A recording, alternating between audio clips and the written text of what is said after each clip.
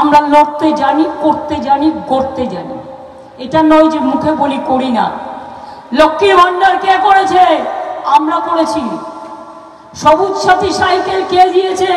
আমরা দিয়েছি। স্মার্টফোন কে দিয়েছে? আমরা দিয়েছি। আমরা ইলেকশনের আগে বলেছিলাম লক্ষ্মীর ভান্ডার করবো 21-এ, যদি জিতি 6 মাসের মধ্যে করে দিয়েছি। আমরা বলেছিলাম 10,000 টাকা কিষাণ ভাতা দেবো, যদি জিতি করে দিয়েছি। আমরা বলেছিলাম বিনা পয়সায় রেশন দেবো, করে দিয়েছি। আমরা বলেছিলাম 10 লাখ টাকার স্মার্ট কার্ড দেবো স্টুডেন্টদের, করে দিয়েছি। বলিনি, অথচ করেছি কত কাজ। রূপশ্রীর 25,000 টাকা, সমব্যথী, কন্যাশ্রী, ঐক্যশ্রী, শিক্ষাশ্রী, সবুজ সাথী, সমব্যথী, কত কত ভুড়ি ভুড়ি বলেছি। 100 ভাগ করেছি 500 ভাগ। এই জন্যই বলি যে আমাদের ভোটটা দেবেন, বলবার অধিকার আছে বলে। আর আগের বার তো আপনাদের এখানে বিজেপি এমপি ছিল, কিছু করেছে? করেছে কিছু? আমাদের এমপি তো ছিল না। আপনাদের ধন্যবাদ, অনেক অভিনন্দন, কৃতজ্ঞতা দোয়া যে আপনারা আমাদের এবারে বিধানসভায় আপনারা আমাদের তপরকে জিতিয়েছেন। আমি শুধু বলবো মানুষের হয়ে কাজ করে পড়ে থাকতে হবে। আর তুমি জিতে গেলেও তুমি অন্তত মাসে মানে একটা কনস্টিটিউয়েন্সি বেছে নিয়ে একদম যেরকম জনগণের গ্রিভ্যান্সেস শুনে সেইভাবে ক্যাম্প করবে। এমএলএদেরও আজকে করতে হবে।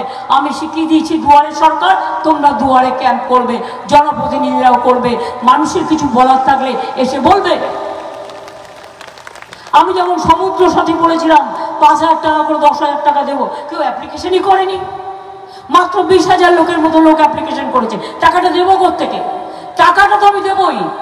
মে জুন 2 মাসের জন্য 10,000 টাকা বলেছি। মৎস্যজীবী যারা বা সমুদ্রে লিন পিরিয়ডে কাজ করতে পারে না, দেবই। নামটা লেখাচ্ছে না। আচ্ছা, এখন না লেখালে ইলেকশনের পরে নামটা লিখিয়ে দেবেন।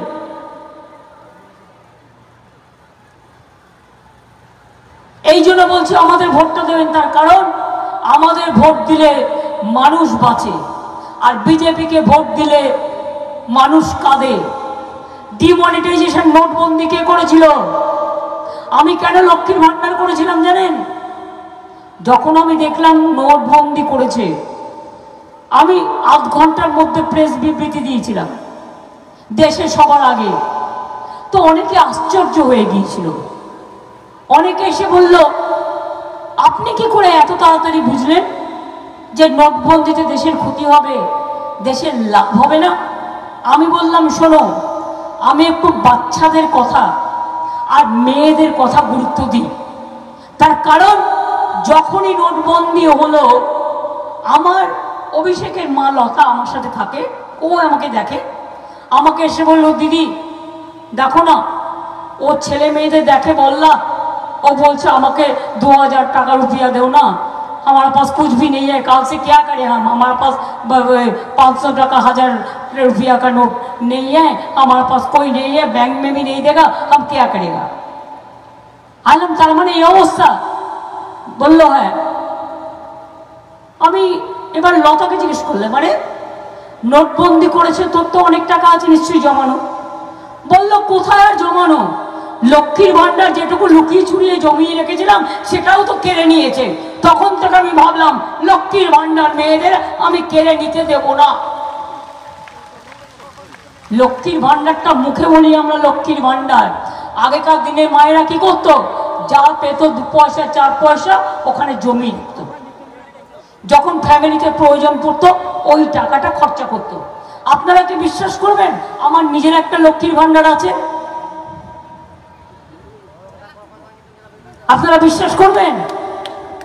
আমার নিজের একটা লক্ষ্মীর ভান্ডার আছে। তাতে আমি 2 টাকা 5 টাকা 10 টাকা যা যা আমার ব্যাগে খুচরো থাকে ওটার মধ্যে ফেলে দিই। কেন ফেলে? যখন প্রয়োজন পড়বে ওই টাকাটা আমার কাজে লাগবে।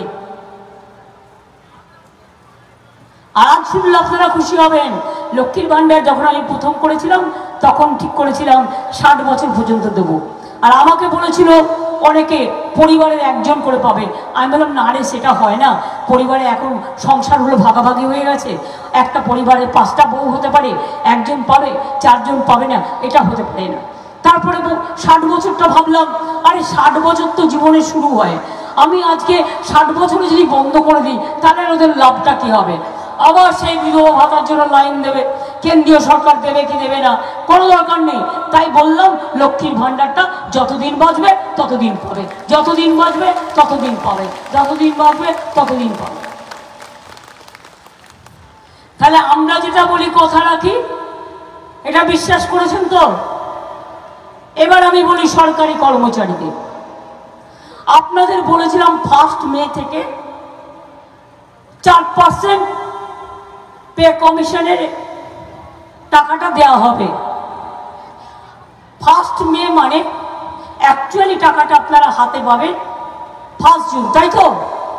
অঙ্কে তাই বলে, কিন্তু আমি তো আপনাদের দিদি হই, তাই আমি কি করলাম, আমি স্টেট আলোচনা করে আমরা এটাই ঠিক করলাম, এটা তো অলরেডি বাজেটে বলা আছে, আমরা 1 মে থেকে টাকাটা দেবো না, আমরা 1 এপ্রিল থেকে দেবো।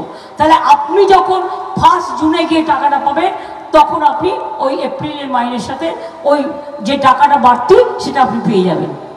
অর্থাৎ 1 মেতে আপনি মাইনে পাবেন 4% দিয়ে বেশি, সেটা 1 মে থেকে পেতেন, এটা কাউন্ট হবে 1 এপ্রিল থেকে। কি খুশি কি খুশি না? খুশি কি খুশি না? কি স্বরূপ কত বাড়লো? 1 মাসে তাহলে বেশি বাড়তি হলো কত হলো? অনেক বাড়লো। যাক, সবার মুখে হাসি থাকুক, আমি এটুকুই চাই, আর কিছু না। আমার ক্ষমতার মধ্যে থাকলে আমি করে দেবো, ক্ষমতার মধ্যে না থাকলে আমি কোথায় পাবো? আগে তো অনেক ট্যাক্স ছিল, এখন তো সব তুলে দিয়েছে, একটাই ট্যাক্স, জিএসটি ট্যাক্স, সব কেন্দ্র তুলে নিয়ে পালাচ্ছে, আর মাছের তেলে মাছ ভাজছে। আর ঘুম থেকে উঠো মোদির ছবি, ঘুমোতে যান মোদির ছবি, ওয়াশরুমে যান মোদির ছবি, স্নান করতে যান মোদির ছবি, খেতে যান মোদির ছবি, জল খেতে যান মোদির ছবি। পিকুলিয়ার লোক ভাই এখানে, দেশের মাননীয় প্রধানমন্ত্রী। বুঝুন, চাল দিচ্ছি আমরা বিনা পয়সায়, 1 পয়সা দেয়নি। এই 2 বছর থেকে ওদের যে 12,000 কোটি টাকা আমরা পাই, 1 পয়সা দেয়নি। 30,000 কোটি টাকা আমায় দিতে হয়েছে শুধুমাত্র রেশনের চাল দেওয়ার জন্য। আর মিথ্যে কথা বলছে মোদি। আমি মোদি বাবু বলি না, আমি বলি গ্যারেন্টি, নো গ্যারেন্টি। উনি বলেন আমার গ্যারেন্টি, আমি বলি 420। আমি গ্যারেন্টি বলি না। যারা মিথ্যে কথা বলে তাদের আমি 420 বলবো না তো কি বলবো? কি 15 লাখ টাকা দিয়েছে?